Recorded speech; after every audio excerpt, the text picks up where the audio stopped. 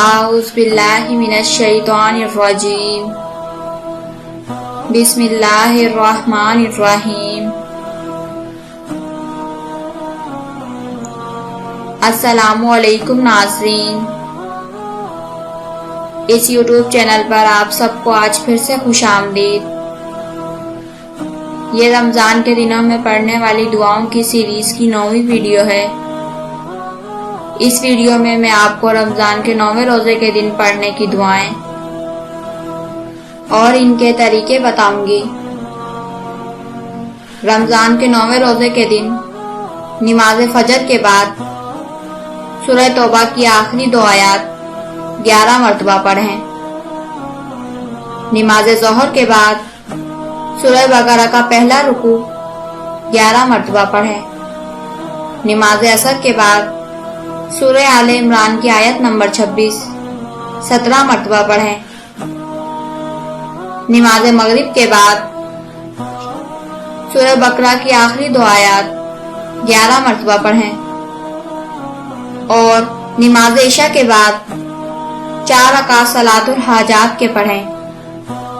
4 رکعات صلاۃ الحاجات کا طریقہ یہ ہے: 4 رکعات نوافل نماز قضاء حاجت کی نیت کریں. پہلی رکعت میں سورہ فاتحہ کے بعد سورہ اخلاص پڑھیں. سورہ اخلاص کے بعد 100 مرتبہ آیت کریمہ پڑھیں. دوسری رکعت میں سورہ فاتحہ پڑھیں، پھر سورہ اخلاص پڑھیں.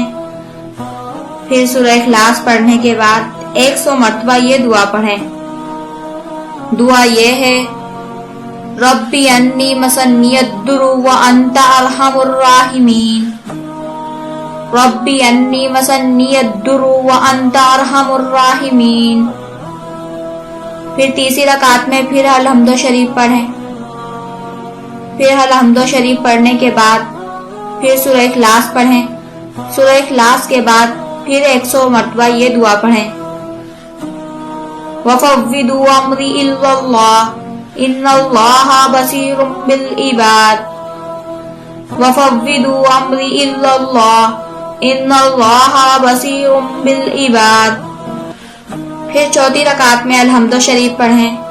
الحمد شریف پڑھنے کے بعد پھر سورہ اخلاص پڑھیں.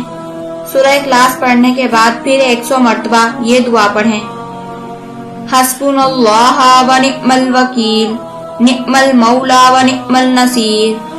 حسبنا اللہ ونعم الوکیل نعم المولا ونعم النصیر. پھر نماز ختم کر دیں اور پھر دعا مانگیں. یہ تھی رمضان کے 9ویں روزے کے دن پڑھنے کی دعائیں. انشاءاللہ آپ سب سے نیکسٹ ویڈیو میں ملاقات ہوگی. تب تک آپ اپنا اور اپنے گھر والوں کا خیال رکھیے گا. اللہ حافظ.